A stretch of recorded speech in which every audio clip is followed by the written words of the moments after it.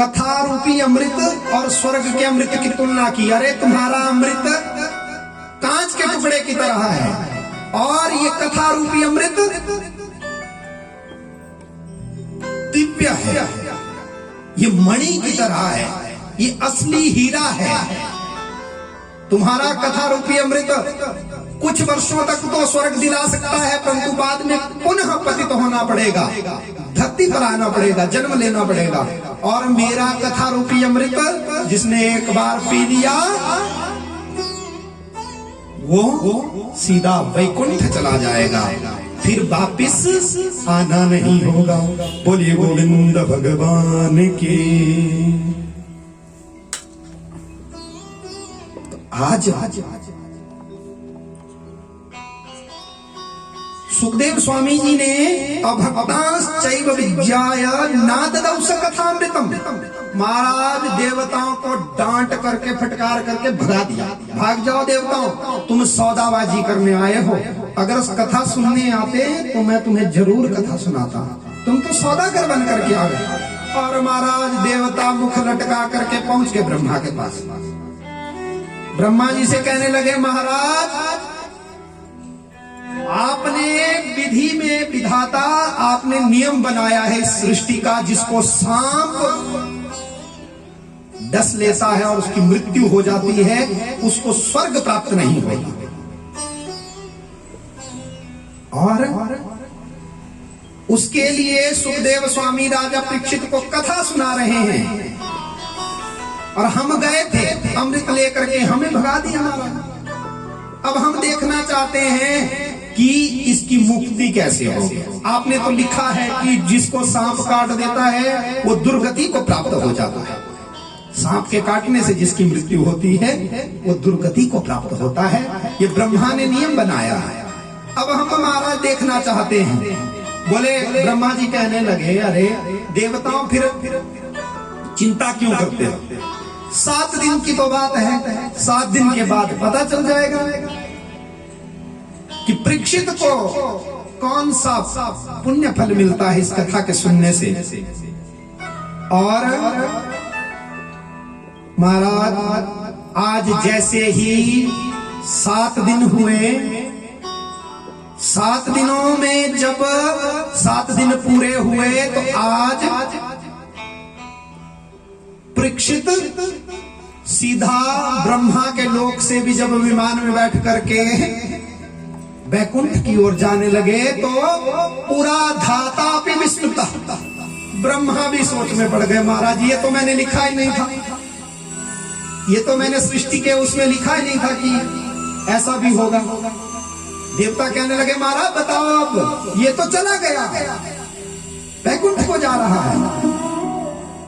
तो जल्दी से ब्रह्मा जी ने एक तराजू लिया और राज्यो मोक्षम तथा वीक्ष पुराधातापि विस्मितः सत्यलोके तुलाबद्ध्वा तोलयत् साधनन्यज।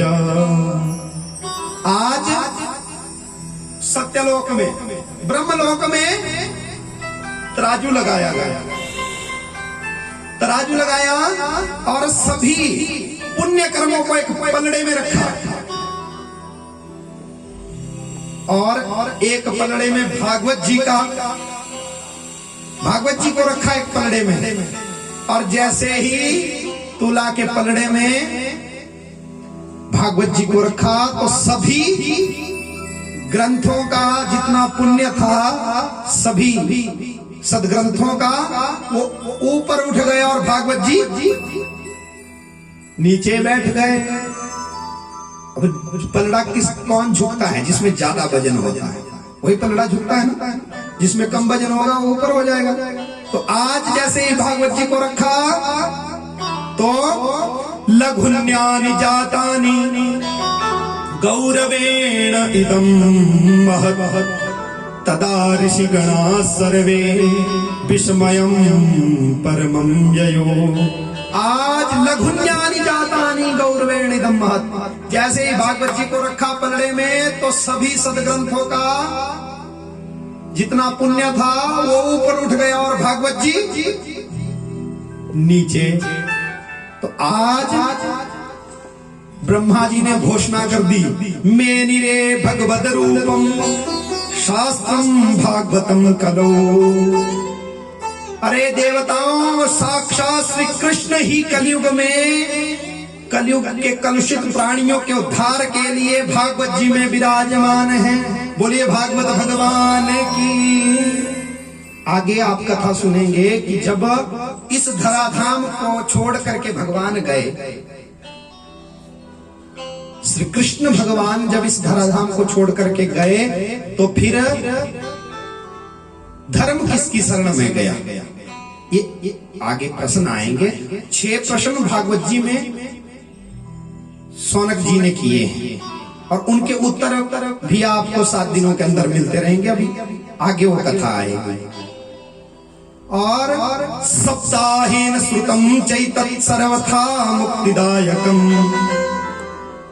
सनकादेहि पुरा प्रोक्तम नारदाय दया परे। महाराज, ये सप्ताह यज्ञ 7 दिनों के विधान से सुनने से सर्वथा मुक्तिदायकम, ये मुक्ति को देने वाला है। और महाराज फिर इस कथा को सबसे पहले किसने किसको सुनाया? बोले सनकाते ही पुरा प्रोक्तम नारदाय दया परई। ये सनकादिकों ने नारद जी के ऊपर दया करके ये कथा सुनाई थी। अब महाराज सौनक जी कहने लगे, महाराज सूत जी, आप ऐसी रहस्यमयी बात कह देते हैं, अटपटी बात कह देते हैं। अरे नारद जी के ऊपर दया किया? नारद विरक्त संत हैं, कहीं 2 घड़ी से ज्यादा टिकते नहीं, कोई घर नहीं, कोई झोपड़ी नहीं, कोई झमेला नहीं, उनको उनके ऊपर दया कर दी। महाराज, उनको दया की क्या जरूरत हुई कि नारद जी के ऊपर दया करनी पड़ी?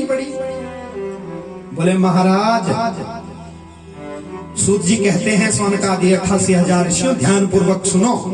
एक समय की बात है, एकदा ही विशालायाम चत्वारा ऋषियों मला